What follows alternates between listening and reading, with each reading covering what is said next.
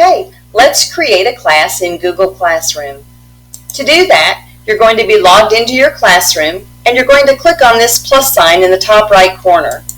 You're going to see that you have actually two options, to join a class or create a class.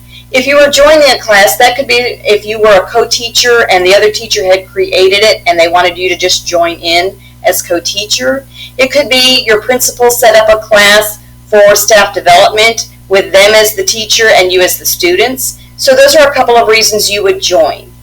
But we're going to be creating your own classroom, so let's click on that. You can see that you have to come up with a class name.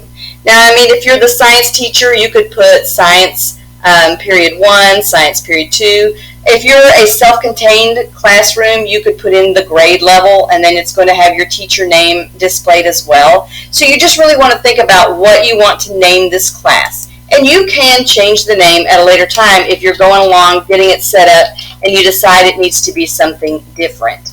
So I've just given it a name, and I'm not going to fill in these items. Again, you may choose to do that, but for this, I'm going to skip that part. And then I'm going to click the Create button. It's going to create it, and it's actually going to immediately open up that class, as you can see. I'm going to click out of these reminders. These are things where you may want to take a few minutes and look at them, but for now, I'm just going to click off. This is my actual first classroom, and we're going to visit how to navigate through that in future videos. I want to show you though, remember in the top left are 3 bars for the main menu. If I click on that, you can see a couple things have changed. I still have my classes and my calendar tab, my archived and my settings. But now under teaching, I can see a to review tab and the class that's here. As you create future classrooms, if you're a teacher of multiple classes that you need to do that for, you're going to see them list under here. And if there was work in there that a student had turned in, you would see a number indicating that there's something for you to look at in that class. But by clicking on the Classes tab, I can now see that I have one class created.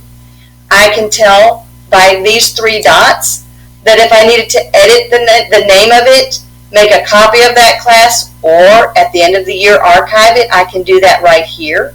I see that I have 0 students enrolled, and I can see here that I could open a gradebook if my district was using that gradebook. And I also have a folder that has automatically been created for me in Google Drive, and I could access that folder right here if I needed to. So that's how easy it is to create a class. To create more, remember the plus sign, click on it, choose Create Class, and you're ready to create another one.